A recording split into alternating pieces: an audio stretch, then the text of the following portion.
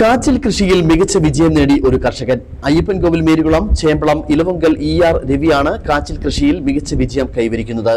കുംഭത്തിൽ കൃഷിയിറക്കി ചിങ്ങത്തിൽ വിളവെടുക്കുന്ന രീതിയാണ് അവലംബിക്കുന്നത്. ഓരോ വർഷവും 2000-ലധികം വിത്തുകളാണ് കൃഷി ചെയ്യുന്നത്.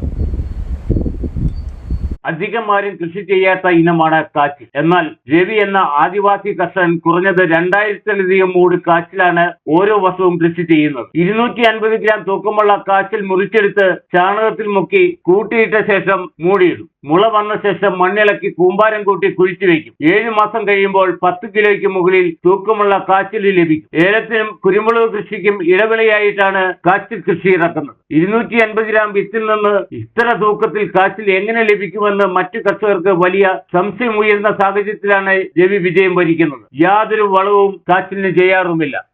ഇപ്പം ഞാൻ ഈ വർഷത്തെ കാച്ചിലിൻ്റെ കൃഷി തുടങ്ങുവാണ്. അത് വിത്തുകൾ മുറിച്ച് വെച്ചിട്ടുണ്ട്. 1000 പരം മൂടുകൾ നട്ടിട്ടുണ്ട്. ബാക്കിയുള്ള വിത്തുകൾ ഒരു 10,500-ഓളം വിത്തുകൾ നമ്മളിപ്പം നിലവിൽ മുറിച്ച് വെച്ചിരിക്കുകയാണ്. അപ്പം ഇത് 6 മാസം കൃഷിയാണ്. കഴിഞ്ഞ കാലഘട്ടങ്ങളിൽ എല്ലാവരും കർഷകരെന്നോട് ചോദിച്ചിട്ടുണ്ട്, ഒരു 1/4 കിലോ കാച്ചിൽ നട്ട് കഴിഞ്ഞാൽ ഒരു വർഷം കൊണ്ട് 5 കിലോ 10 കിലോ അല്ലെങ്കിൽ അതിന് മുകളിൽ കൂടി ഉൽപ്പാദനം കിട്ടുമോ? ഇല്ല, അങ്ങനെ കിട്ടാൻ വകുപ്പില്ല. 1-2 വർഷം കഴിഞ്ഞെങ്കിലേ കിട്ടുള്ളൂ എന്നാണ് പറഞ്ഞത്. പക്ഷേ ഞാനിത് എല്ലാ വർഷവും തന്നാണ്ട് തന്നെ പറിക്കുന്നൊരു വിളവാണ് കൃഷി ചെയ്യുന്നത്. ഈ കാച്ചിൽ കൃഷി ഏലത്തിൻ്റെ ഇട ഭാഗത്തുള്ള മരങ്ങളിലും മുരുക്കുകൾ ഇങ്ങനെയുള്ള സാധനങ്ങളെല്ലാം ചുമ്മാ നട്ടു വെക്കുന്നൊരു രീതി മാത്രമേ ഉള്ളൂ. മണ്ണിളക്കുക, വിത്ത് വെക്കുക ചെയ്യുക. അതിന് പ്രത്യേകിച്ച് രാസവളങ്ങളോ അല്ലെങ്കിൽ മറ്റുള്ള വളങ്ങളോ ഒന്നും ചെയ്യേണ്ട ആവശ്യം വരുന്നില്ല.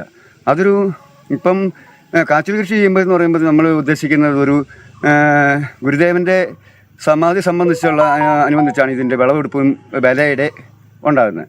കഴിഞ്ഞ വർഷം 28-30 രൂപ വരെ വില വന്നിരുന്നു. അപ്പം നമ്മൾ നട്ടുവെക്കുന്നൊരു ബുദ്ധിമുട്ടേ ഉള്ളൂ. ഇത് മറ്റുള്ള കൃഷികൾക്ക് യാതൊരുവിധ ദോഷങ്ങളുമില്ല.